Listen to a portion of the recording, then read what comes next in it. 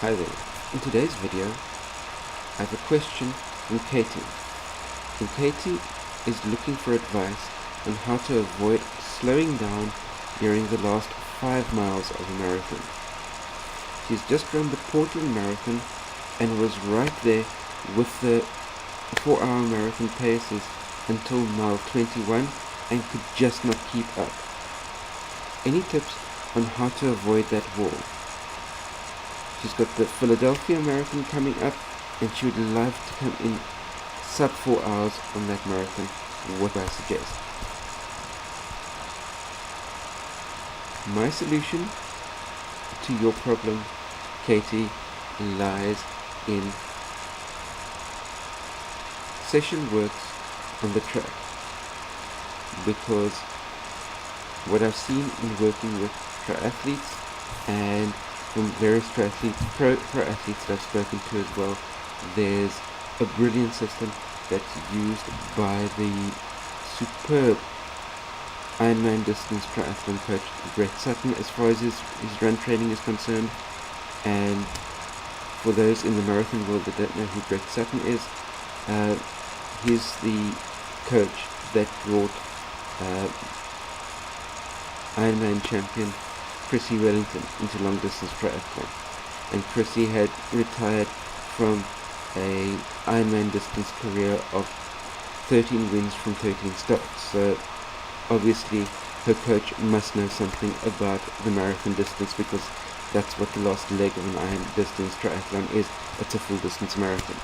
But it's a full distance marathon that you run off a 180 kilometer bicycle, off a almost 4 kilometer swim. So therefore you're coming into the marathon already fatigued, and you've got to lay down the pace. So, and be able to keep the pace right through until the end. So any training methods that Brett uses with his pro athletes, I'm pretty sure will be good enough for age group marathon runners to be able to use as well, to be able to get those legs turning over, kicking in at the right amount of speed towards the end. And Brett's training systems, as far as that's concerned, are track workouts. 2 track workouts specifically.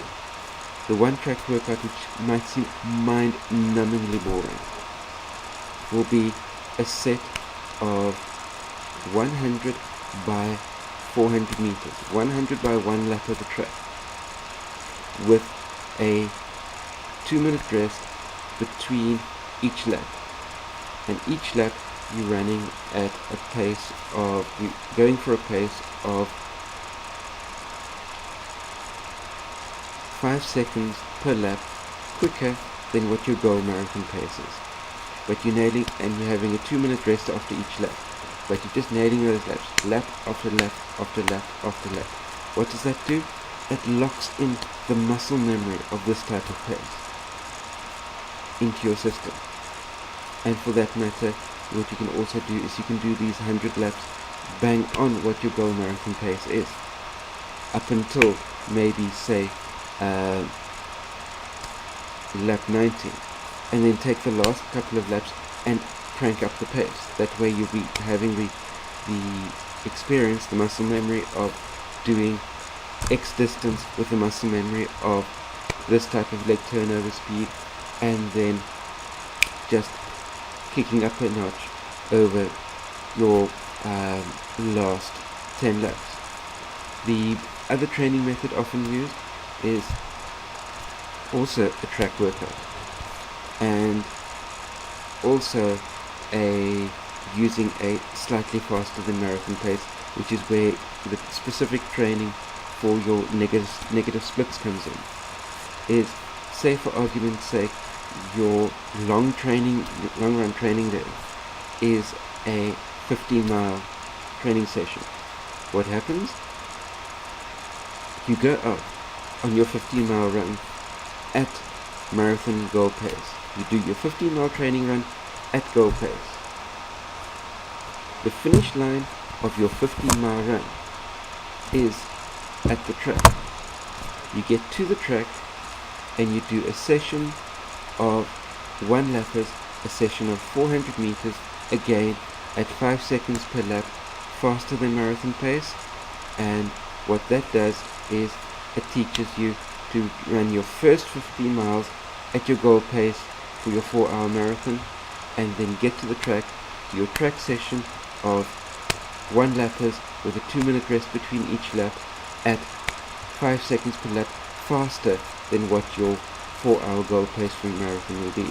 And that same type of system will work whether your goal pace for your marathon is a 4-hour marathon, or whether it's a 4:30, or whether it's a 5, or maybe you're even trying to do a sub 3:30. But the same type of concept can work whatever your goal pace is. You do your 15-mile long run, finish it at the track, do a track session of 20 by 400 meters at 5 seconds per lap faster than your goal pace for the marathon. That's my take on what Katie can do to be able to get her finishing of a marathon speed up to a level that she can cope with the situation and get her sub 4. Please post your comments and questions down below. Please click the like button to this video, share it out amongst your running friends, click the subscribe button as well, that way you can stay up to date on new videos as I post them on a week-to-week basis. You stay safe out there, see you next time, cheers.